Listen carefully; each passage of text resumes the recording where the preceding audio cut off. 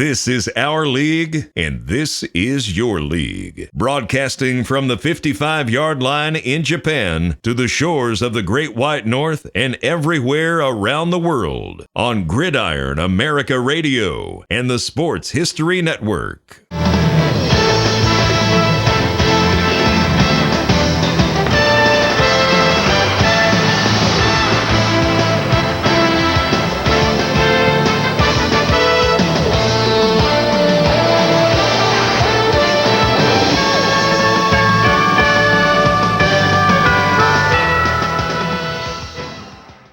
Everybody, welcome to the latest episode of From the 55-Yard Line. It is Dave, myself, Greg, and it is Fran with us.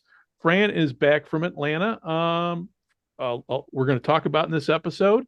And today's episode, we're going to do about an hour here of Around the Leagues, talking minor league sports. And maybe by the end of this, we'll talk a little, I don't know, maybe we might give our picks for the Super Bowl, but I don't know about you guys, but if there's a way for both teams to lose, I'm all for it. Dave? Well, go ahead, Dave. Oh, sorry, Dave, go ahead.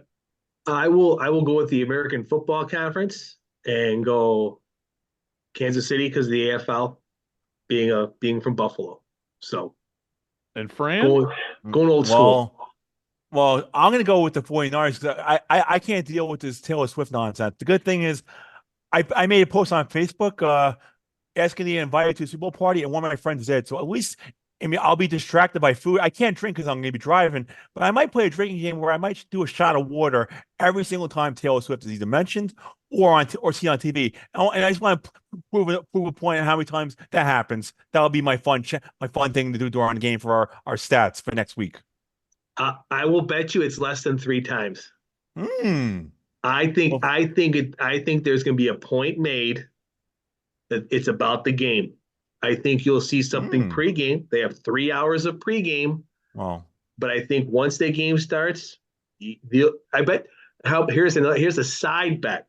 You'll see was it Donna Kelsey? Was it the mom? You'll see the mom more than you'll see Taylor Swift.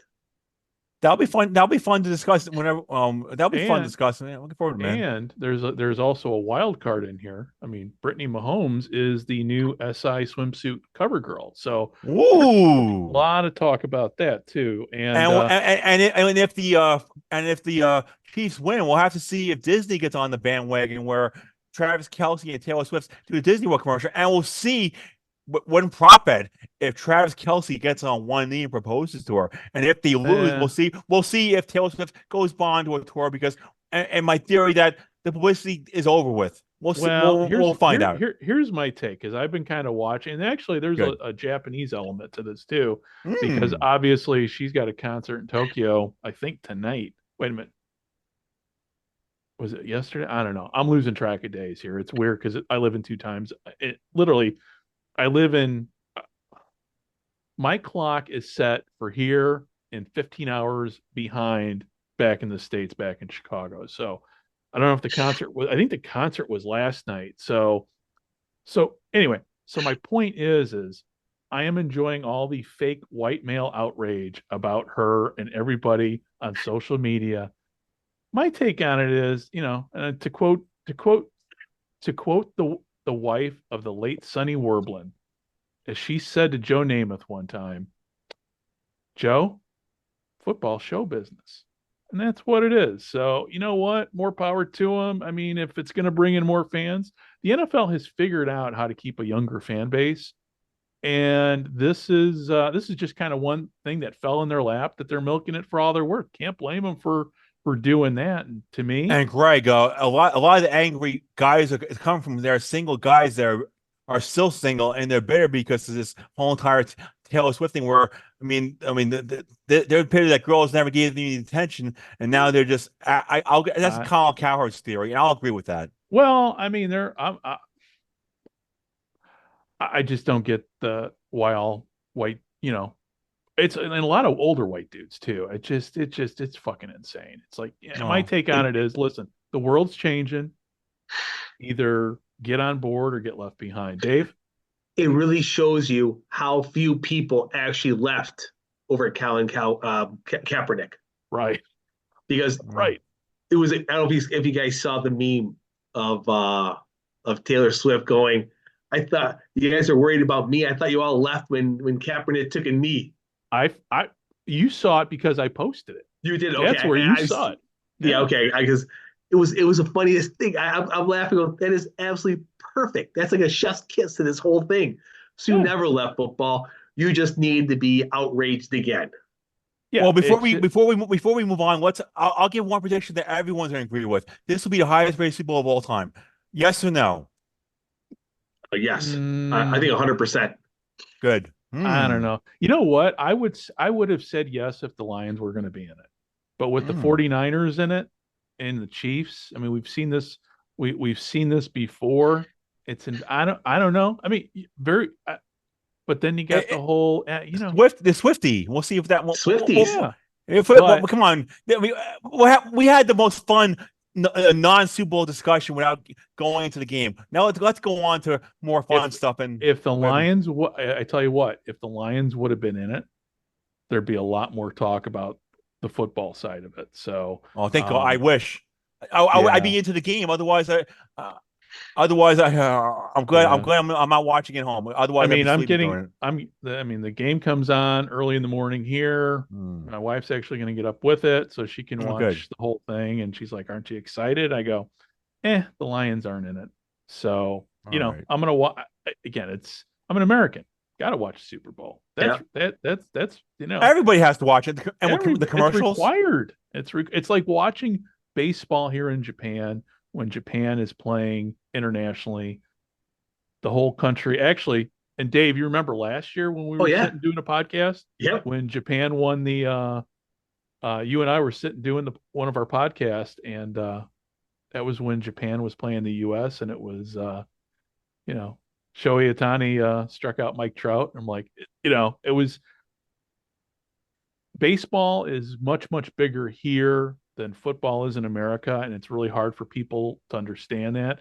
But on that day, I would say about 100% of the population was tuned in either on television, radio, or if they were working, people were checking their phones. It's phenomenal. So, and we will find out we'll have to vote for the three of us, which is the best Super Bowl commercial. You'll find out down the road with us. Yep. Yep. I haven't seen any of the previews. My hope Me either. So we'll be surprised. We'll find out. They're awesome. I said you guys, I did that USA Today link every year. I watch the ad meter, so I watch them all ahead of time and rate them. Really? They've outdone themselves. I sent you guys a link through USA Today.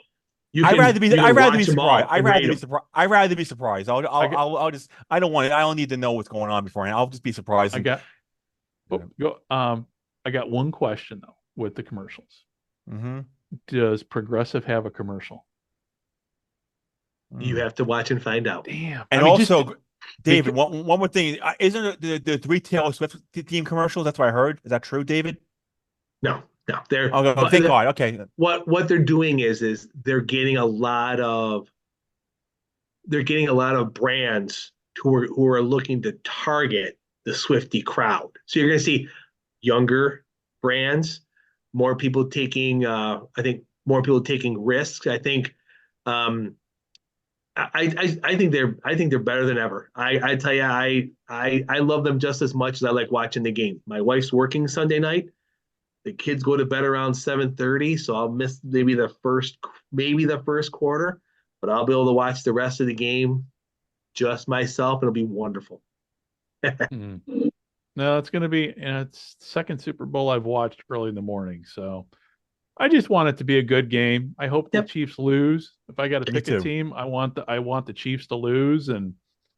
But then again, I'm not a 49er fan either. So it's like, if there was a way for both teams to lose, it'd be awesome. Well, I'm suffering Jets fan, so I don't care about either team. So, Oh, yeah. Well, yeah. You gotta. That's a whole show unto itself. Jets fan. You missed the 5 seconds, Aaron Rodgers. That's come on. I'd rather talk about not stuff we hate. Let's go on. Fran, you're an AFL guy. You gotta go Chiefs. If you're a Jets fan. Well, okay. Well, I just want a good game. I mean, go Chiefs. I mean, let's go Disney and Disney commercial. Let's see marriage proposals. Let's see Lifetime movies. Come on, let's milk this for every dollar it's worth. Come on, it's gonna go on and on. Let's Take a tape parades. Come we're on, gonna man. have to have Jason Kelsey shirtless chugging beer at some point in this Super Oh Bowl. yeah, You yeah, can't let that's that go. All right. Well, I yeah. mean, I'm tired of the Chiefs winning. At least let's give it to the no name Mr. Irrelevant. Let him win a quarter. Win a game, and then make a fortune on his next deal. Bankrupt the 49ers, and then they'll suck for years, like every team does when they pay their quarterback. You heard it here first. I sat through 20 years of the Patriots. I'm okay with 5 to 10 years of the Chiefs as long as it's not the Patriots. I agree. All right. All right. All right. Let's go. All right. Well, on that note, hey, Fran, let's talk about your latest article with Around the Leagues. Tell us what is going on in the world of minor league sports. We're going to start off with a fun topic for you guys to actually will enjoy, and we're going to start off with here we go. So here we go. The NBA all-time three-point leader, Golden State Warriors guard Steph Curry, and WNBA single-season three-point record holder, New York Liberty guard Sabrina Ionescu will compete in the Steven versus Sabrina first ever WNBA NBA three-point challenge that will take place next Saturday. We'll have some fun at Lucas Oil Stadium in Indianapolis. Sort of All-Star Saturday night. Steven versus Sabrina will follow I'm not going to mention the sponsorship, three-point shooting contest. Curry will shoot the NBA three-point line, basketballs, and Ionescu will shoot the WNBA three-point lines. And then we'll see what happens. But what do you guys think? Is it fun? Is it compelling? Is it going to be better than the slam dunk contest? Is it the best thing of All-Star Saturday night? Guys, what do you think? Dave? I'm excited. I will watch it. I think it'll be fun. It's going to be different. I think a lot of these all-star weekends are dull. They're not what they. I'm not saying the way they used to be. I don't mean it that way, but you don't have. I mean, it's such a cliche.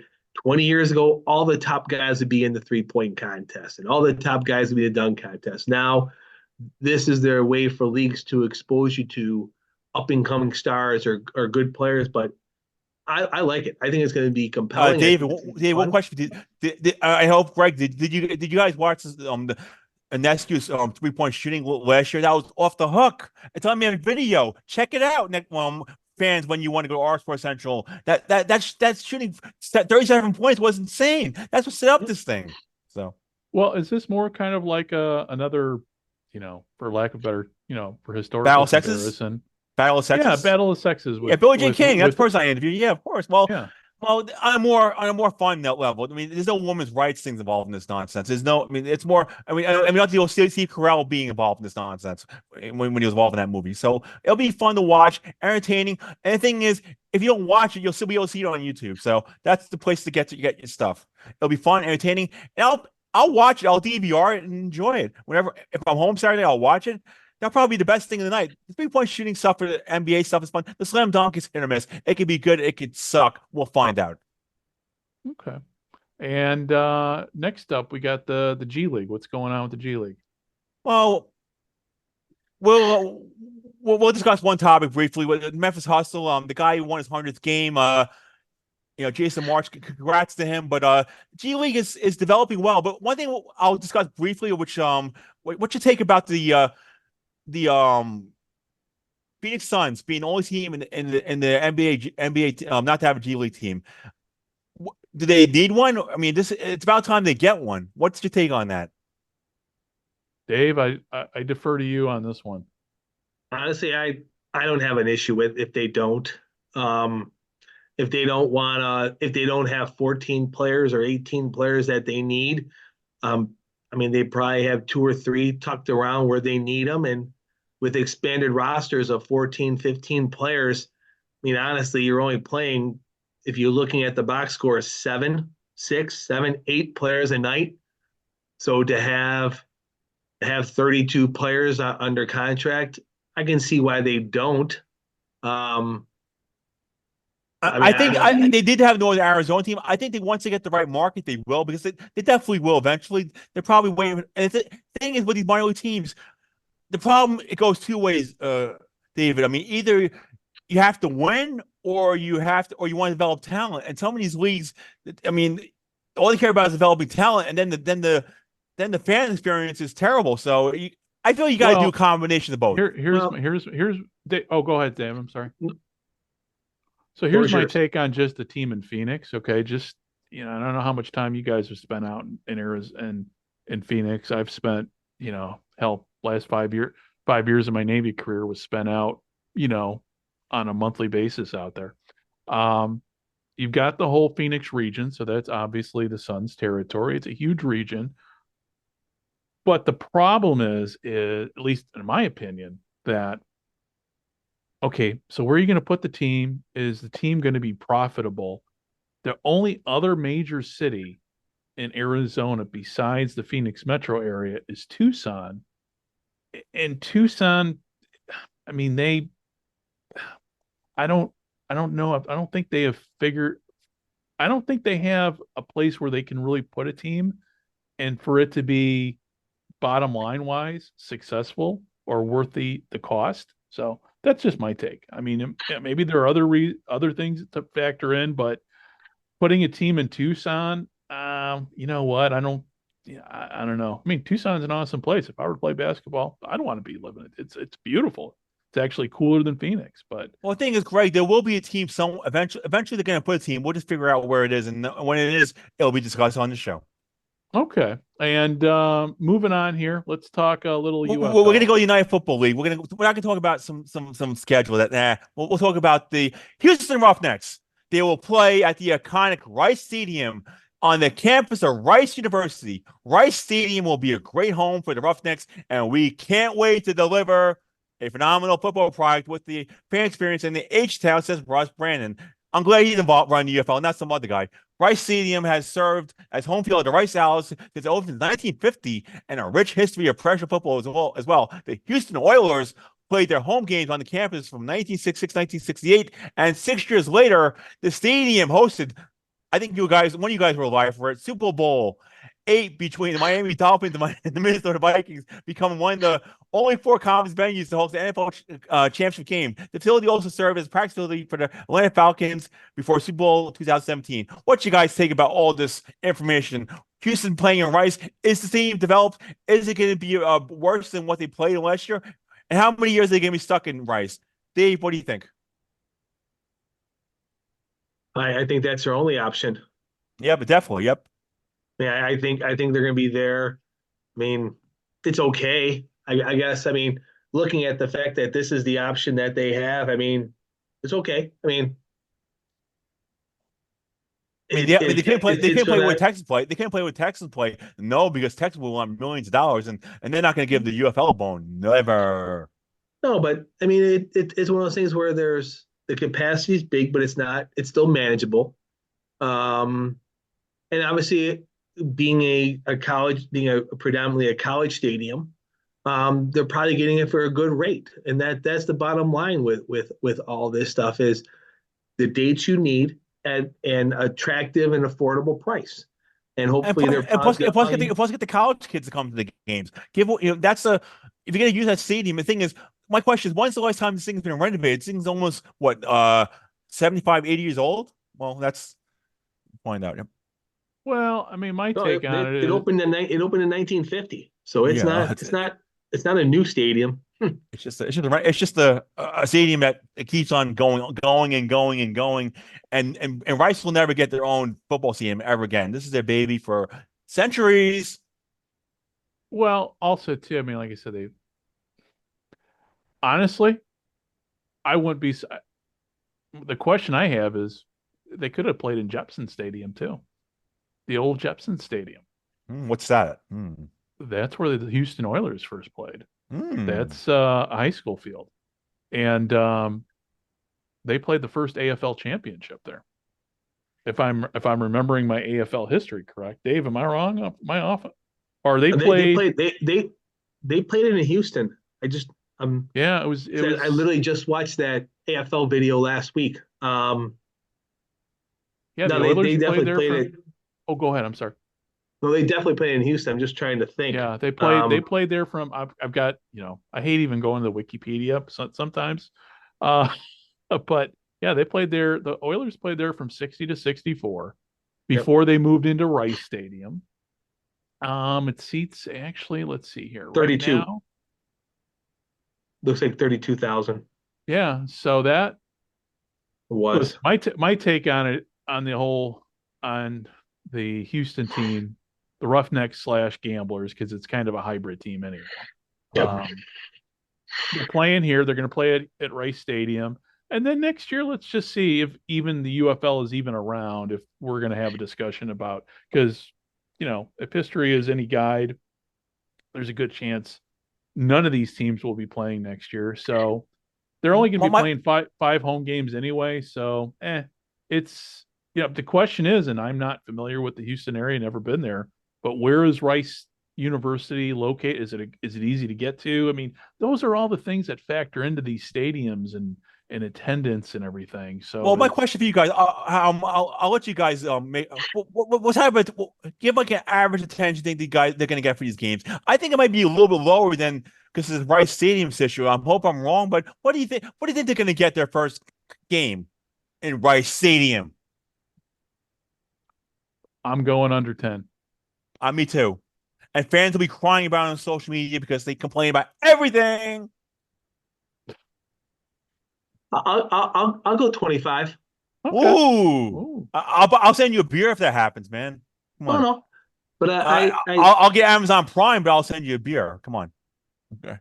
No, I think people are going to be people are going to be surprised at the start. That means this league's going to do something besides they're going to actually do marketing. They're going to. I mean, I see some marketing. Are they really going to go marketing? Are they going to go team presence marketing? We shall see.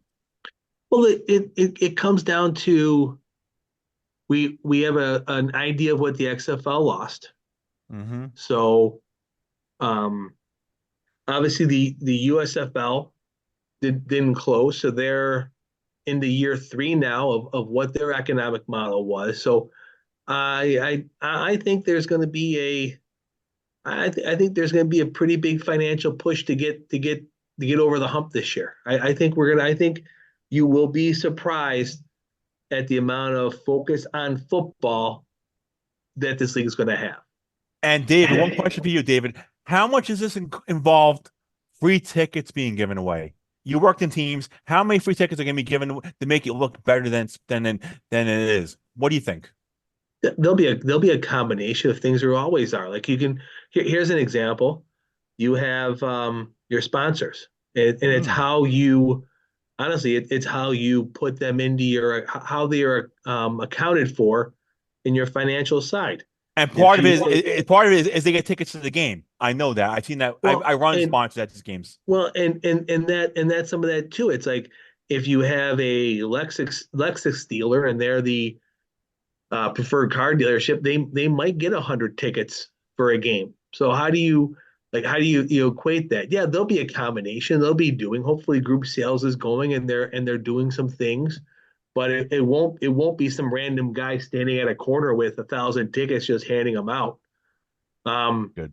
There's ways to target. I mean, they have mailing lists, both teams, the Gamblers and the Roughnecks, when they were going have extensive social media and marketing and hopefully email and contacts that your group sales, you're plugging away, you're inviting people out. Of course, there's going to be more complimentary tickets for this first game than you might do for a second game or a third game because you're looking for a pop.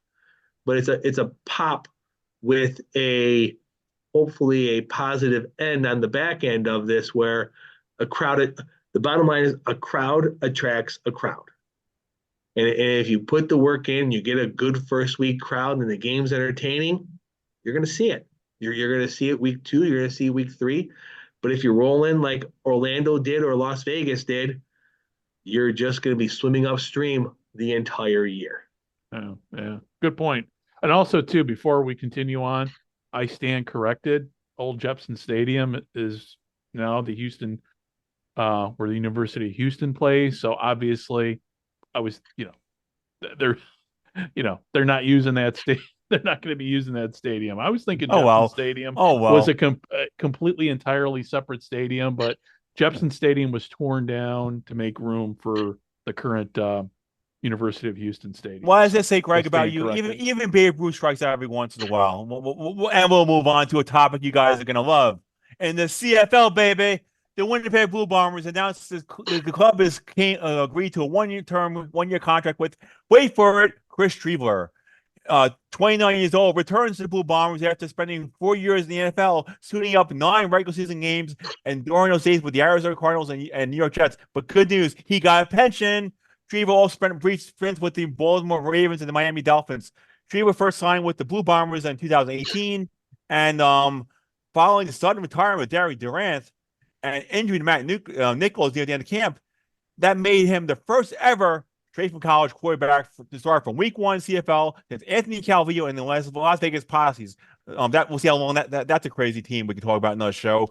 For the Blue Bombers since John Schneider in 1968. So what do you think about Chris Trever come back? Is he going to get a chance to play? Will he be starting? I mean, CFL quarterbacks get killed in this league. What do you think? Is he going to play as well as he did? What do you think, guys? He's gonna. Well, let me field this one because as I was looking up Strevler, and I've watched the guy play for years, I did not realize he is from my home. He's from my home area, and played up at Marion Central Catholic up in Woodstock. Um, Chris Strevler, he's a great third down in the CFL. He's a great third and one quarterback. That's bottom line. I mean, he's good, and that's what he's going to be. He'll always be. He's a running back. That's really all he to me. That's all he's Yeah, ever done. yeah, but he can throw the football. I mean, he helped to win Yeah, great he can cups. throw The the guy, the he guy, can, he the can guy, throw the guy can the guy can do more. The guy can contribute. I mean, the rollouts. He can actually help the team. And I think there's no guarantee the quarterback's going to even last. Well, so I think he's going to be involved. We'll see what happens. Yeah, he can throw the football. Let's just to get to this level. Yeah, you've got to be able to throw the football. But in the CFL system, he has made his name a name for himself as a third down as a fullback.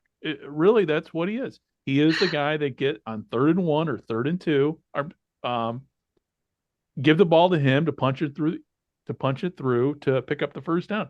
That's what he's known for. I mean, the one game he remember him playing for the Cardinals, and I'm a huge Cardinals fan. So when he got the starting nod, to me it was quite I was happy for it because I'm like, okay, let's see what he can do. He didn't. Maybe it's just. I mean, he's been. Let's take a look here. He's been with the Blue Well, Craig, Bombers. when you get a chance, But he's let me Google Boomer Esiason's comments on the CFL. That one, okay. people went crazy on that. Well, I remember that, but my point is here. So he's with the Blue Bombers from 18 to 19. Went to the Cardinals for 2 years. Really never saw the field except once. The Ravens, the Dolphins, the Jets, and now he hasn't done anything. What Chris Strevler is known for is taking his shirt off during a Grey Cup parade. That's what people remember him for.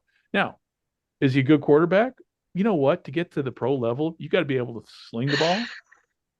But the problem is he's never been in a position where he's been able to show off his skills.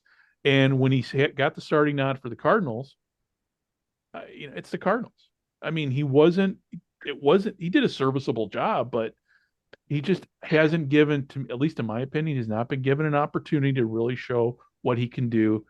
Going back to Winnipeg just seems to me like, okay, he's going to go back and do what he did. And I like the guy. I'm a fan of his, but I don't recall him ever making a play with his arm. So we'll see. But with the CFL, you never know. And the way they go through quarterbacks in a season, he's going to get a chance this year to actually, I think, hopefully show his stuff.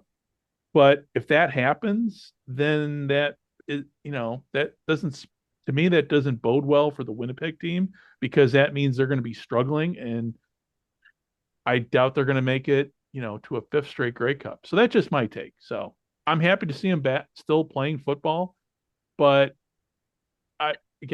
I've only seen him play as a running back, and is a fullback, and that's really it. So, Greg, I'm happy with that analysis. I mean, Dave, if you have anything to chime in, otherwise we'll move on to the next topic.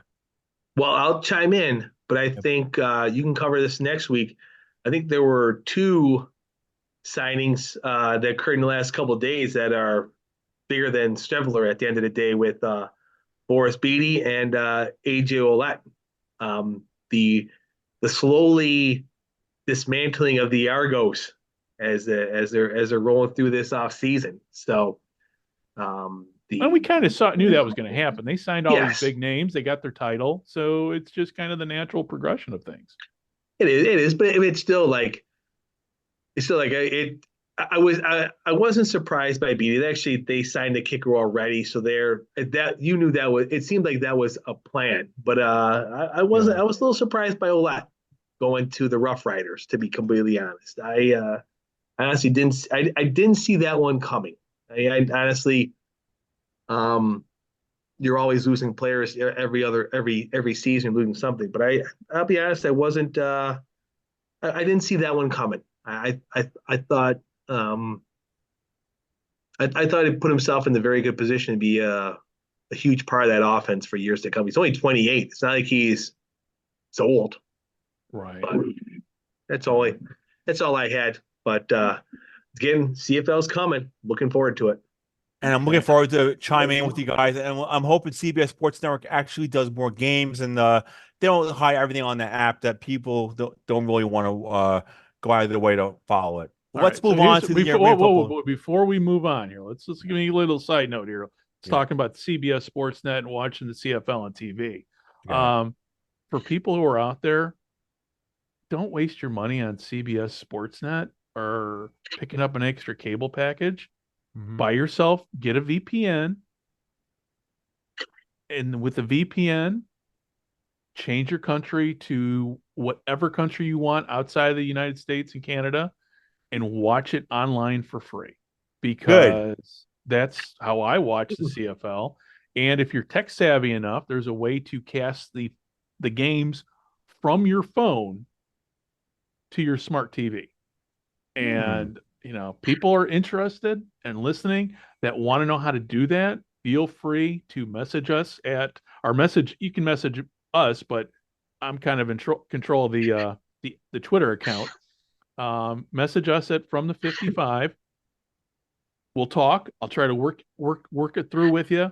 And because I know the messaging works, because obviously we got some mail this week. We'll just leave it at that from a certain media, a certain news hub type UFL media outlet, and I'm just going to leave it at that.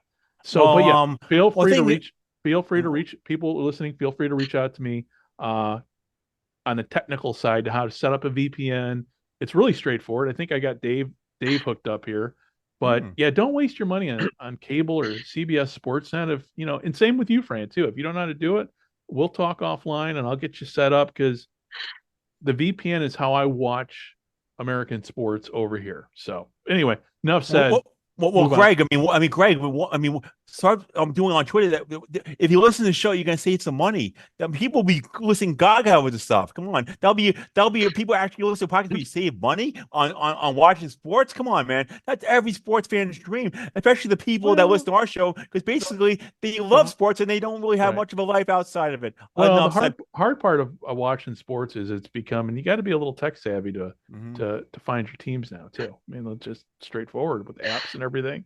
If everything were on YouTube, life would be good, but it's not. And I know the UFL. In fact, I was reading through your article about the TV stuff for the UFL, that all the Fox games are going to be on the Fox Sports app.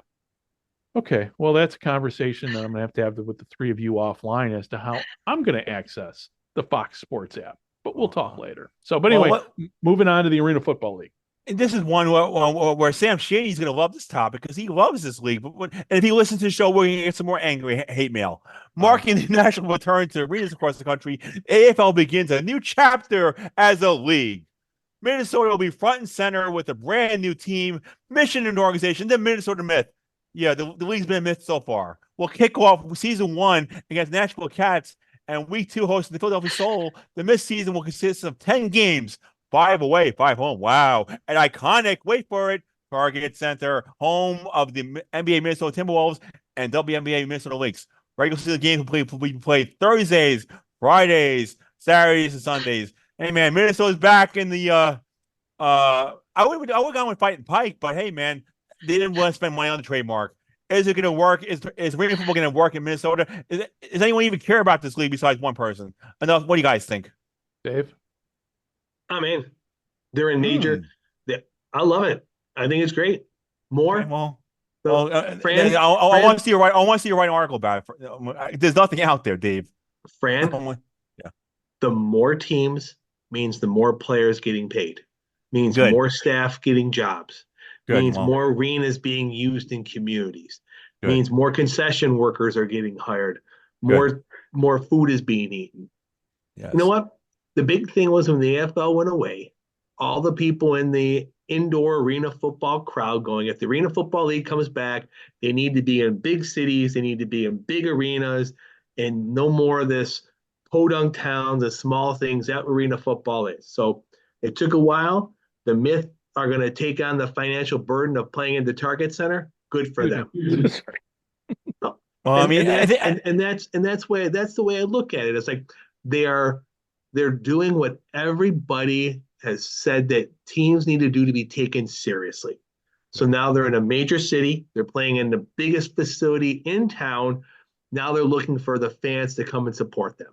And Ricky Foggy's coaching the team, the local Minnesota boy. Exactly. I think this is when you try to draw it up, it's perfect on what you want.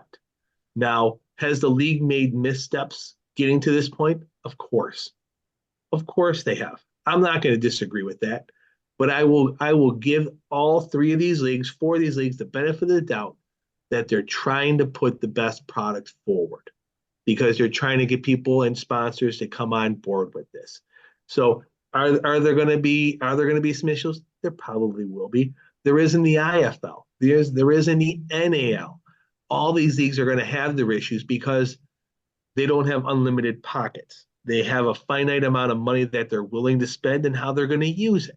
And a lot of them operate on a shoestring. Yeah. Yeah. And it's interesting just talking about this. The other day I was listening when I was at the gym on the treadmill, listening to an older episode of Good Seats Still Available from at the end of the year, where Tim sat down with Paul Reese and a couple other guys and talked about my boss. Yeah, and actually was talk. It was a great discussion. I've been kind of casually following what's going on with the Arena Football League. None of the news has been, how should I say, encouraging, earth-shattering, but even encouraging as to where this is going to go. So yeah, I'm in with it. I'm going to watch it if I can watch it here. Hopefully I'll probably tune in more to the Indoor Football League because their games are on YouTube. But David, I'll ask you this, David. I mean, since you're let me go ahead. Yeah. But if the Arena Football League is able to deliver on the promises that they've been making, yeah, and apparently they're planning on playing their first game. Correct me if I'm wrong. Right when the NFL draft ends. So, we'll see. I will see. The jury's out. The jury's out on a lot of things about spring football. But the one thing we know, indoor football, whether it's the AFL, the IFL, I mean, these leagues have been around for a long time, and I got a feeling that they're going to continue for a long time. So, Brand, go ahead. I apologize. I was going to ask you guys. Maybe David knows. Maybe you know. What's the mystery TV parties? I heard Amazon Prime, NFL Network. Do you guys know anything? I mean, I haven't heard anything from Sam Shady yet, so I don't know. I mean, he's the expert on what TV network is going to be covering this league yet. I haven't seen anything confirmed. I've heard rumors, nothing confirmed. I haven't seen anything. So well, and here's the thing: it's not going to be. I mean, it's not going to be a major network. So you'd have to have that out 8 months in advance. That's why the XFL had such horrible times. So obviously it's going to be some kind of streaming, or it's going to be some kind of cable network that's going to be that is able to move around programming, or they would have to have time slots done 6, 8, 10 months in advance. NFL Network. So, I mean, I heard they're doing. Are they doing? I heard like a Thursday night game or something. There's like a game of the week game every week on NFL Network. I heard something. I thought, Possibly. but if but the thing is, here's a great example. If that NFL Network deal comes to fruition, that has to be a humongous feather in their cap. The Great IFL doesn't do exposure, well. and we can get Yeah. ratings. We can talk about ratings on the show. That's nice But- for a change. But I mean, even I don't know how many people get the NFL Network. I'll be honest, I don't get the NFL Network. I do. Really? I No. do. Haha. I I can watch actually it on get- I can watch it on my phone. I mean, I mean, but the thing is, it's one of those things where I think they're gonna have a couple different places, and I like the idea of monetizing and utilizing YouTube. I think the NAL and the IFL did a really good job of that. I mean, I know I think the IFL announced they got a 3-year deal to have their championship game on CBS Sports Network, but as we talked about with the USFL and the CFL, I'm not sure how great that is. Like I watched mean, it last year. I mean, Vegas. the It's network, weird in not Vegas. the game, the being on that network, not the game Yeah. itself. I watched that. I saw, but I'm being, it's a hard network to get. But unfortunately, Dave, everybody, the USL Championship, USL League One, I don't know what these USL Super Leagues doing, but that's for discussion down the road. But they're sanctioned. They're going to be big time. We'll see what networks come on their way, like with the NWSL. But we'll see that for another show. Yeah. Mm. Well, listen, guys, real quickly, Fran, tell us what's happening in the world of hockey, and let's talk about your trip to Atlanta as we're approaching the end. I mean, we'll skip on Savannah Ghost Pirates. Well, let's go on to let's see what else. Let me go down 1 second here. Let's PWHL 3-on-3. That was entertaining. Let's go to a topic. I'm gonna 1 second here. 1 second. Lionel Messi. We'll talk about that next year. Let's talk about a topic. I'm curious what you guys think about. Brooklyn Football Club announced a multi-year agreement to play its home games at Maimonides Park, the longtime home of the New York Mets minor league affiliate, the Brooklyn Cyclones. The news coincides with the Brooklyn Football Club USL League agreeing to USL Championship to the highest level beginning 2025. So what's your guys' take on this? I mean, Brooklyn gets a team. They're probably in USL League One. I see him moving up to USL League Championship. Brooklyn's a good market. They're playing where Cyclones play. I mean, baseball stadium with soccer. David, what do you think? I mean, many teams do it. I worked for arguably the 7th most successful professional soccer team in the mid 90s that played at a baseball stadium in Rochester, New York. We outdrew 4 or 5 MLS teams at the time. So it happens. I know they don't like it. I don't think there'll be a long-term solution, but it'll get them off the ground. And if baseball is truly not coming back there, there's going to be some money that needs to be spent to tailor that field to the size. That's going to be the biggest issue. Is it's going to be small. It's going to be narrow. It's going to be noticeable. It's probably going to be probably about 15 feet narrower and about 25 yards shorter. So it's going to be tiny because that's what baseball stadiums do. But if they have the money, they'll see if they can get the crowds. There'll be some money that need to be spent, and if it does well, they'll need to build something bigger. Bottom line. Well, also another breaking story. The Brooklyn team has a USL Super League team as well. I'm hoping the Charlotte team. I'm hoping the first matchup is Brooklyn because I get my Brooklyn tie being from Brooklyn. If not, I'm probably going to go to a Charlotte home opener and a game against Brooklyn. I have to give Brooklyn some love. Finally covering a game, Bars Pro Central in 23 years. So that'll be fun. And as far as them, though, I see them moving up the USL Championship after they get the established fan base, and I can cover North Carolina FC games against Brooklyn. That'd be fun down the road. And my take on it is, since any game I watch is going to be on TV, I like the aesthetics of a soccer field and a baseball park. Same way with football. I grew up on that. So, but I agree with Dave, man. If you got a stadium, you got to use it. So if not, and so the Brooklyn minor league team, are they going away? No, they're staying. The baseball team is staying. Are the Cyclones gone away? They're staying. They're in the South Atlantic League. They're sharing the facility with those 2 soccer teams. Okay, gotcha. Okay, and, all right. And one brief topic: what Brooklyn Nets? I mean, Should they have changed the name or should they have rebranded? I thought they should have rebranded with that. What's briefly what do you think? When the Nets came to Brooklyn, I thought they should have rebranded to something new and original, but teams don't want to spend that money. Keep the Nets. It's a brand. It's Dr. J. It's the Nets. Yeah. I'm fine with it. I mean, I think there's a strong history with that. I think sometimes we get the urge to change for the sake of change, and I think that's a wrong direction as well. I mean, Well, Minneapolis especially- Lakers, LA Lakers, remember that? I mean, the Lakers meant nothing in LA, but they kept that name and that worked. Yeah, but the Minneapolis Lakers going to LA. I mean, LA is part of your team, so it's the LA Lakers. I mean, to me that was Bizarre. actually before all our time when they made that move. So, but when you look at name changes, I mean, the Brooklyn Nets have always, I mean, they were the New York Nets. They've always been part of New York, so changing the team name to Brooklyn and keeping it wasn't, I'm happy to see they brought I remember when the Brooklyn Nets changed their name, but I didn't know about it. And I was watching TV. I heard some Brooklyn.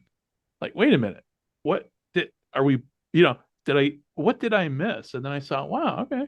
So it's cool that we have a New York team called Brooklyn for and they've been that way for a while. So, it would have been interesting had your Jets decided to, build a stadium in Brooklyn, would they have been known as the Brooklyn Jets? That would have been I would have loved the Jets. I hate the Giants just sharing a stadium, but I mean, as far as like with that Brooklyn arena it's in downtown. It looks so awful down there. I've been down there. It's not the safest of areas, and yeah. I mean, the thing is, the Islanders had to deal with that nonsense for years.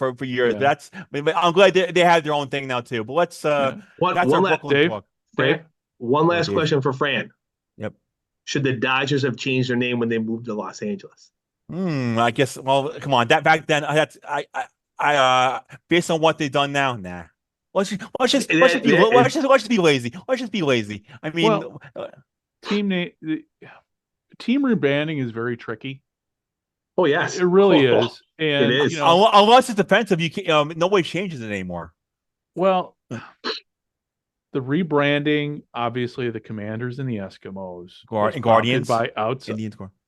It was in Cleveland was outside forces, and people got upset because of that. Now, again, this is just my take, but the people that were upset about these name changes were old white guys.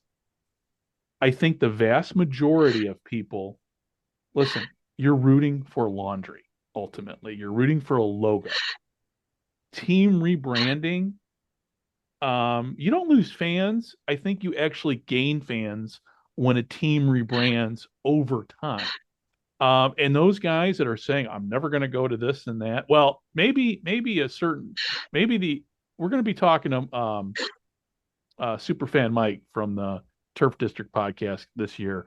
So we'll have a more in-depth discussion with him about the whole rebrand, because I haven't talked to Mike since, well, it's been a while, and since the rebrand. So, but did the rebrand did not cause the Edmonton Elks to basically suck as a football team. There was the attendance drop, David. The attendance drop. The attendance dropped because they're awful. Because they're okay. awful. That's good. That's good. They didn't win a game. Like they went 18 in a row at home. Like that's why people didn't go. It had nothing. So to it has do nothing to do with with the the name. name change. Nothing to do with the name change. That's good. Absolutely not. Good. Nope. No, people get upset about a name change. Again, it goes back to what I said.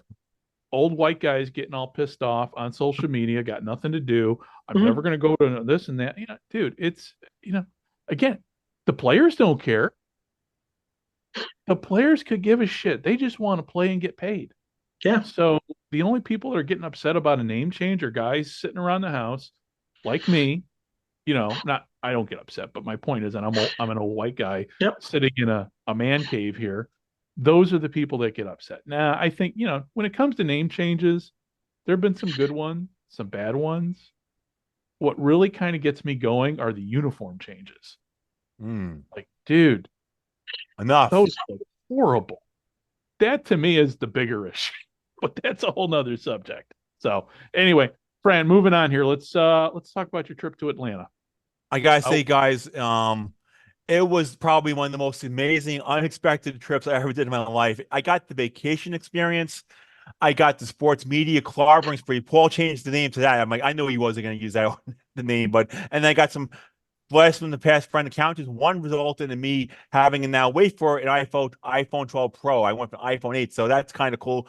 I mean, our son had the 15. I got a hand me down. Now I have a phone where I can Zoom with you guys anytime I want. But let's it was fun. I mean, it was fun from all levels covering non-football leagues. Wow, Grant covers non-football. Yes, he does. But it was fun. I mean, we'll first start with the Pro Bio Federation game. That was kind of cool. Where like the day before, I'm like, they had this mystery news. I'm like, the mystery investor, what's going on? Is it some politician? Please no. But it was Paul Millsap. That was kind of interesting. What's your guys' take on Paul Millsap, a local guy being involved with his team, and it gave the team a little extra exposure.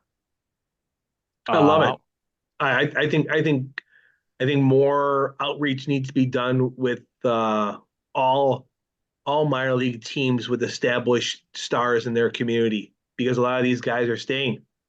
I think it's great. I think it's you're getting that cross brand from the player where they're playing now, and then that financial support and stability you need to influx that organization with money. Yep, I agree. And just for people curious, the ticket prices range at the Atlanta Buy Frame from $12 to the Four Seasons Volleyball. Come on, $116. That's you basically can touch the players that price. So I don't want people complaining about that. And another fun thing we'll talk about, but indoor arena football, when the ball is going stands, you can keep them. But the Football Federation, Dave, volleyball is going stands, they must be returned. Is that fair game in a league that they want to make sure they stay on budget? I mean, I think that's fine. I mean, that's part of the mystique of the arena football. They positioned that years ago. That was their drawing card. So I have no problem. I mean, there's only so many volleyballs that, I mean, I don't know. It's not like a football. Plus, volleyball is more apt to get bounced into the stands anyway, the way that ball's bouncing around. Yeah. Yeah, it makes sense. It makes sense. Yeah. You're gonna give them what, 50 volleyballs a game? Like it every time there's a spike or a big time block or a big time spike that ball's in the crowd, you'll go bankrupt just supplying balls for people. Yeah. How was and as far as the crowd had 6,100 fans, but one of these people was amazing. I'm just walking around being friendly. I mean, my media seat wasn't the best in the world, but the thing was, I was just so happy to be at that first ever game. I mean, I'm talking to one fan, and he was wearing a Georgia Swarm cap. I'm having a friendly conversation with him. It turned out to be, wait for it, Georgia Swarm forward Shane Jackson, 2020 NL MVP. That cut. He had in 12 games, he had 31 goals and 42 assists. I'm like, obviously, I had a friendly conversation. I'm like, oh yeah, I'm covering the game for Our Sports Central. Are you covering the game, the Swarm game tomorrow? Of course I am. It's like, who are you? I'm like, and then I look at the stats. I'm like, I spoke to a 2020 NL MVP. My jaw dropped. That was one of the most amazing moments in my sports writing for Our Sports Central. Just running to a player like that, just being friendly. How was the attendance overall? You went to how many games? I went to 3 games. Who did you see? Which games did you go to? The first game I had 6,100 fans, which was good. Which game was that? That was the Pro Volleyball game. And okay. Dave, you watched the game. What's your take on that briefly? No, that was exciting. I thought it was a great production. Like I said, I'm very impressed. I enjoy it. I hope it is able to sustain. But from what they're doing so far, it's a great broadcast. It's entertaining. I'm in. I like it. And what's your take on one thing I loved was the ATL chants of the volleyball. I don't know who came up with that or whoever did that deserves a marketing executive of the year award. I mean, that was amazing. ATL. And I mean, the game tonight I was watching some of ATL chants. That stuff is off the hook. No other team does that in this league. And who else? Who did you see the next night? The next night we're going to go to the National Lacrosse League, the Georgia Swarm, and that was kind of fun. Where ticket prices range from $12 to $61. That was so much fun. Where I get a press pass. I'm like, where am I going to be going? I'm like, they gave me a press pass, and he said, "Oh, you can walk anywhere you want around the arena." I'm like, okay. So I made the most of it. Another media person would have sat in one seat the entire time and just no. I ran around the arena all over the place. It was so much fun. Where before the game, where was the go ahead, game? guys. Where was the game at? South Arena, same arena as all three of these teams Oh, in the okay. same arena. Okay. All right. Yep. Okay. Yeah, And so, how was the attendance for that game? well, this game I'll tell you right now. Here we go. 6,957 fans. Yep. Oh, wow. 12-11 overtime game. The game was off the hook. It was, I mean, the National Lacrosse League games, I didn't realize how good they were in person. If that's the case, I would have gone to more games earlier. I mean, I basically ran around the arena, got close to the goal of action. And the thing is, the sports music was iconic. The Bulls music, that music is so iconic, the entry, all the sports team music, the play on the field, the action. And then, like, during, like, the fourth quarter, they had, like, the concert with the Sweet Caroline stuff. I mean, that was amazing where they just had that, everyone had the cameras out. I mean, I'm from Raleigh, so I love that moment. And then and then the game went into overtime and they won. The public address announcer got the team all pumped up. I gave him a nice little mention in my story and he thanked me for it. So that was kind of cool. But it was fun. And then the last game you went to? The last game will go to the ECHL game. Here we go. 1 second. The Atlanta Gladiators game. And what became intriguing to that was the rumor of the Atlanta wanting AHL team. Before we get into that, what do you think, guys? Will Atlanta get one, or is NHL not even going to expand? No, Atlanta's not going to get one. They failed twice. But you think Money talks. you think it might happen? I think whoever comes up, whatever number the NHL decides to go with, the number of teams, whoever ponies up the money. Because they got to figure out. That's a good point. They got to figure out where Arizona is going to go or what they're going to do with Arizona. That's a possibility. But you're going to need somebody who's going to willing to put $2-3 billion down, and then put together an infrastructure. I think they're willing to go back. I think they're willing to go back to Atlanta because of the size of the city and the TV market that it brings. Yeah, well, that's a good point. So I don't think, from all the cities I've seen, and I think the NHL does expansion drafts the best of any league to help you put a competitive team on the ice. And I think Vegas, Seattle, look at those teams. I mean, Vegas won a Stanley Cup and Seattle played good. Look at that with I think the days of the NHL putting expansion draft and Ottawa winning 9 games is over. Like that was only 30 years ago. That was in '93. And they won 9 games. That, of course, the topic of which is going to be a great conversation when we sit down with Howie Mooney to talk about his Ottawa Senators. So that's a tease for our episode for next week. And as far as the hockey, they had 6,700 fans, 4-0, but a couple of fun promotions. The Kiss Cam.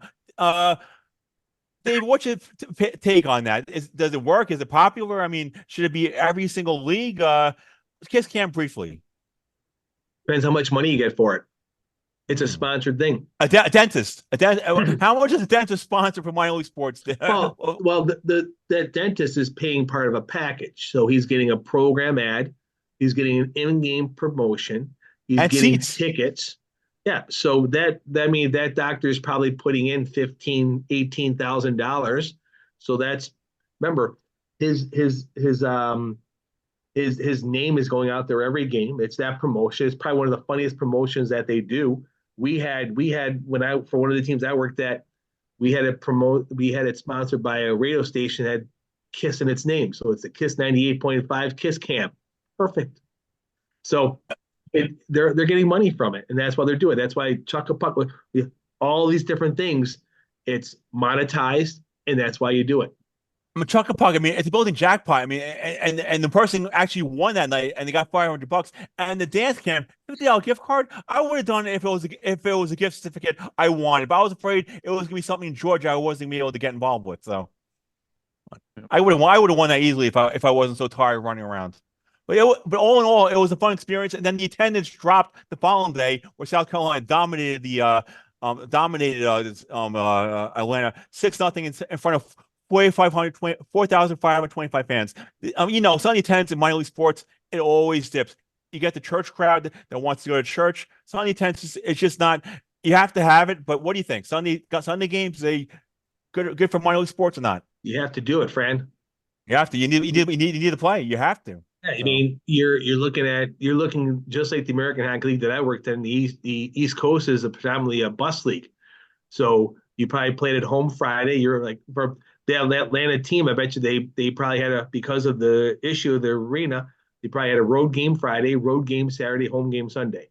And the thing is, people don't realize they play multiple games to save money. So they had a game Saturday and Sunday. And one fun point, I ran into some Stingray fans, and they told me 25 or 30 fans came up Friday for that lacrosse game, as well as the 2 hockey games. So they got their money's worth with 3 games at a 4.5-hour drive.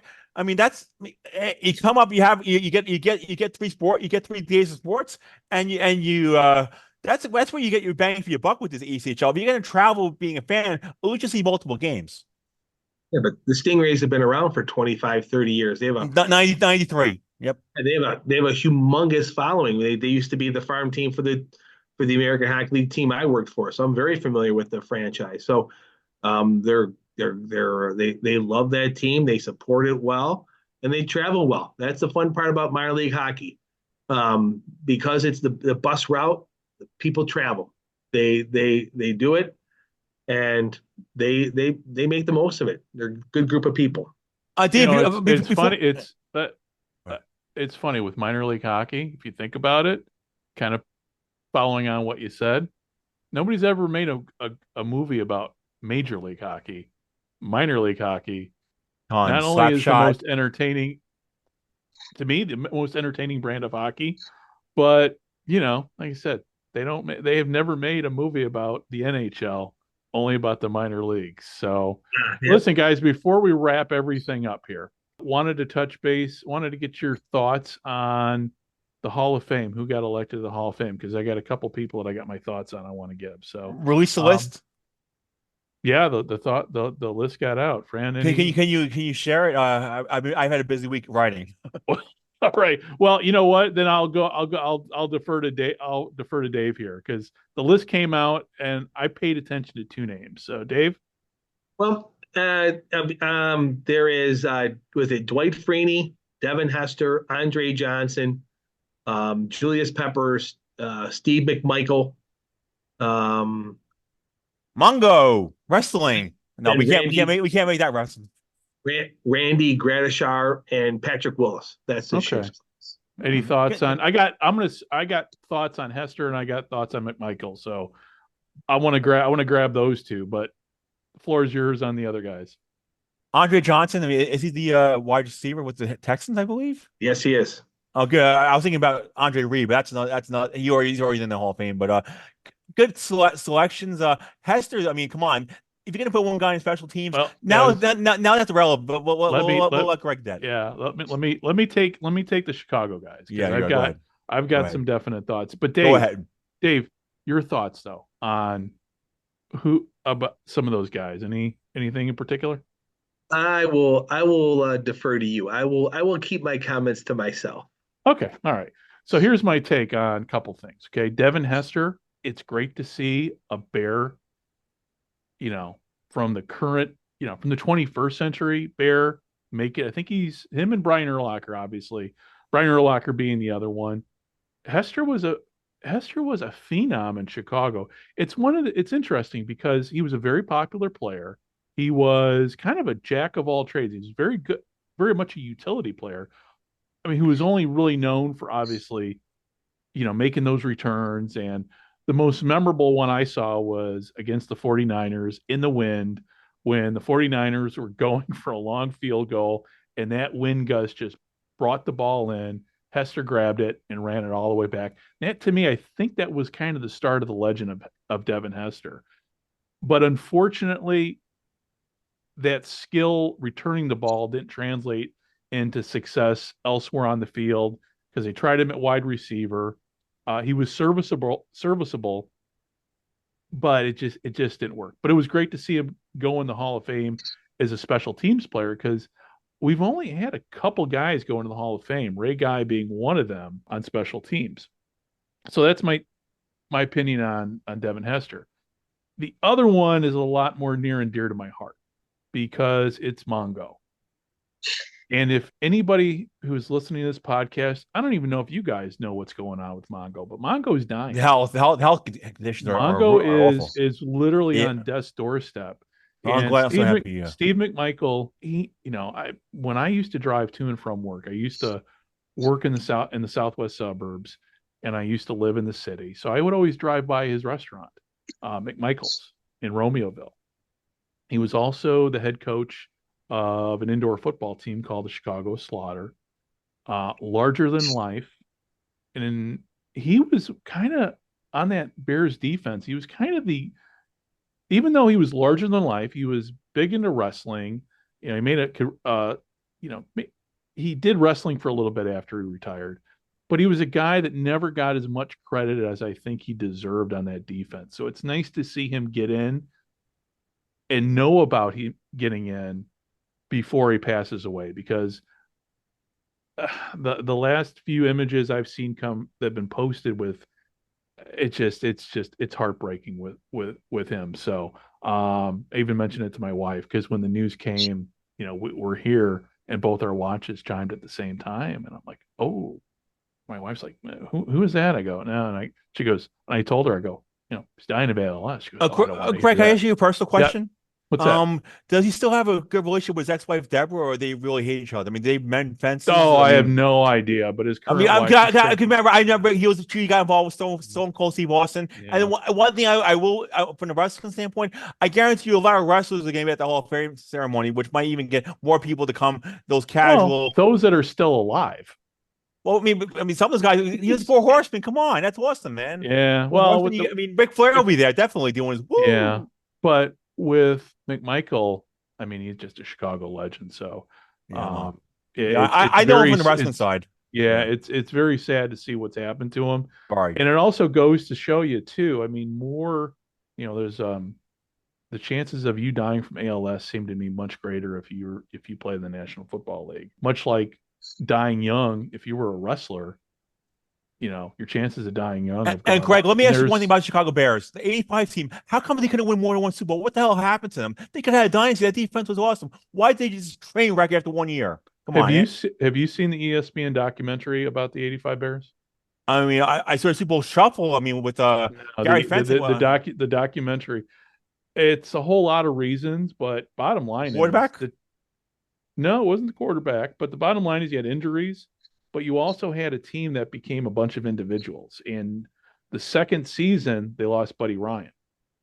And Buddy Ryan, Buddy Ryan basically was there were 2 head coaches of that team. And without Buddy Ryan, I mean, they weren't as good, even though their numbers statistically were better on defense.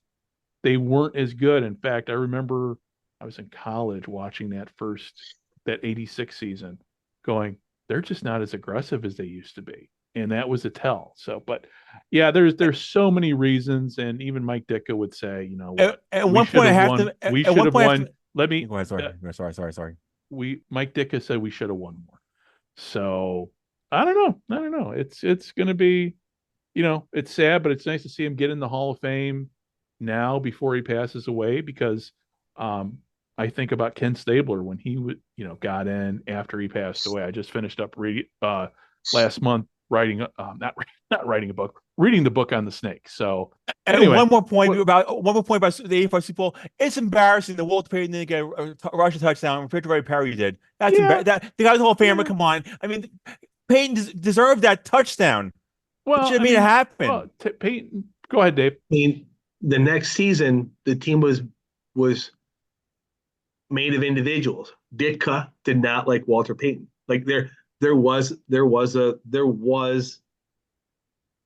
rift there. There was tension. Maybe that's why. That's what I've read, and that's what I've heard, that Ditka didn't want to give Payton that touchdown. I could be wrong, but that's what I heard.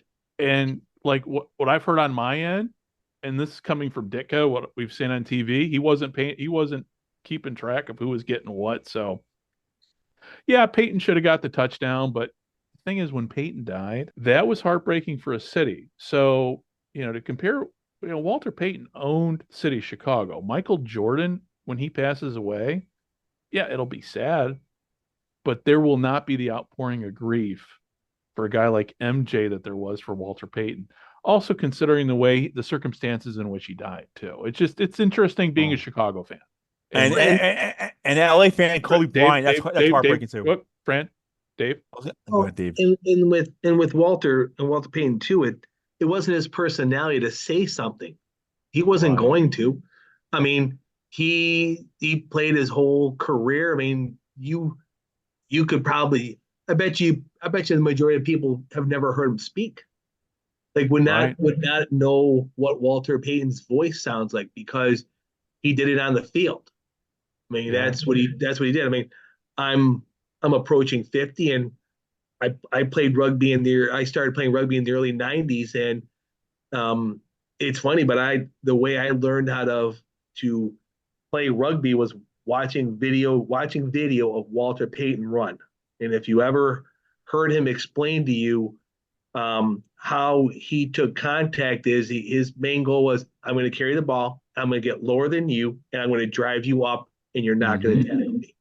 And it's amazing. The video is probably 40 years old now of him talking about how he how he looked at playing football, keeping himself injury free, and how he looked at it going, I'm not letting the linebacker or the safety hit me. I'm going to hit them first. Right. And it's really amazing listening to him talk about how he played football. He was a devastating hitter, and you wouldn't have expected that from a guy his size. But he was in such shape. I mean, and the other people forget about Walter Payton is he could chuck the ball. Mm-hmm. He played emergency quarterback. One game, I forget the game. I'd have to go in Pro Football Reference to see.